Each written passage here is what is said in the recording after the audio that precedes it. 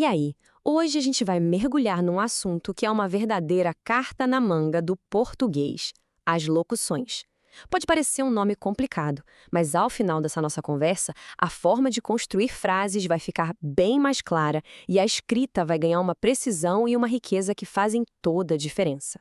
O nosso roteiro de hoje está bem direto ao ponto. Primeiro, a gente precisa entender o que é, afinal, uma locução. Depois, vamos ver a força que os verbos têm quando se juntam. Como a gente pode descrever as coisas com mais estilo e, claro, modificar as ações com mais precisão. E para fechar com chave de ouro, um resuminho prático para não restar nenhuma dúvida. Bora começar? Certo, então vamos começar pelo começo, né? Afinal de contas, o que é essa tal de locução? E por que ela é tão importante para a gente entender o idioma? Imagina o seguinte: as locuções são como se fossem peças de Lego já montadas.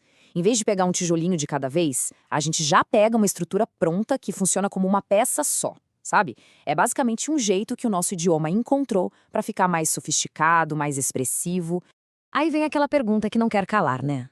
Ué, por que complicar e usar um monte de palavras se uma só já daria conta do recado? A resposta é simples: expressividade.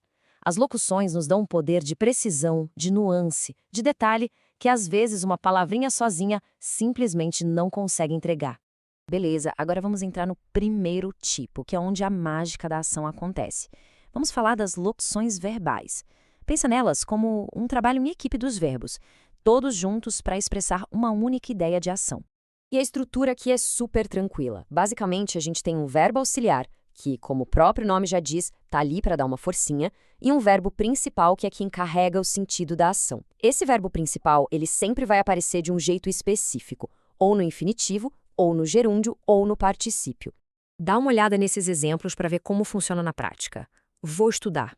Vou e estudar estão trabalhando juntos para dar essa ideia de futuro.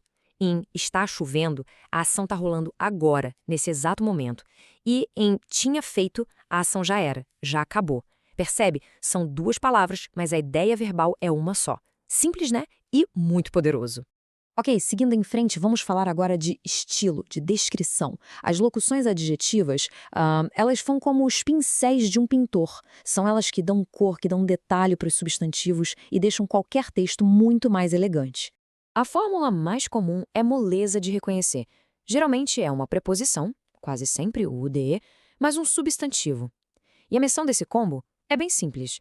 Dá uma característica, uma qualidade para um outro substantivo. Ou seja, ela faz exatamente o papel que um adjetivo faria. Agora, atenção para essa dica de ouro. Pega a expressão amor de mãe. A gente consegue trocar por um adjetivo só, que é materno, certo? Se der para fazer essa troca, bingo, temos uma locução adjetiva. E repara na diferença no som, no sentimento. Amor de mãe parece mais próximo, mais afetivo, né?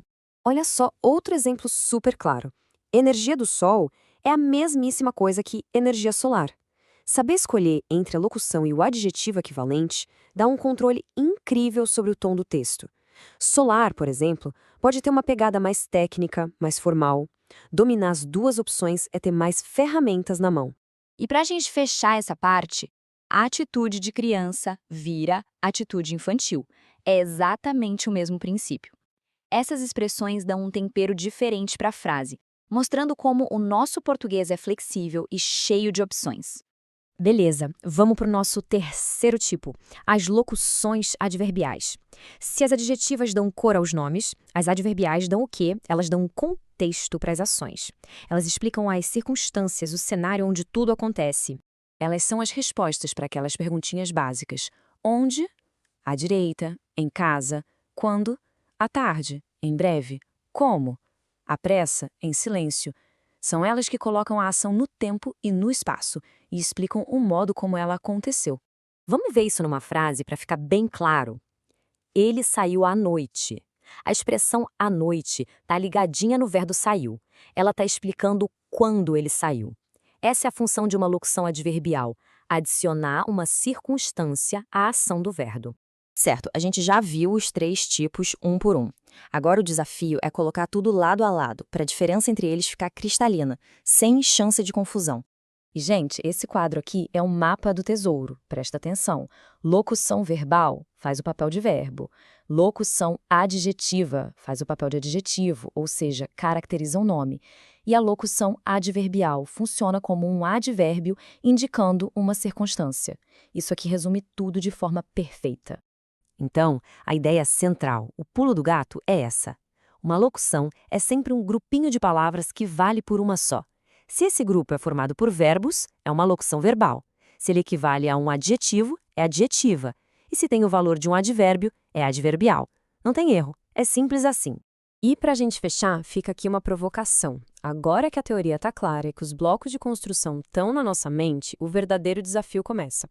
Como usar tudo isso para construir frases mais elegantes, mais precisas, seja no e-mail de trabalho, seja num texto mais criativo. O poder de refinar a escrita está todo nesse conhecimento.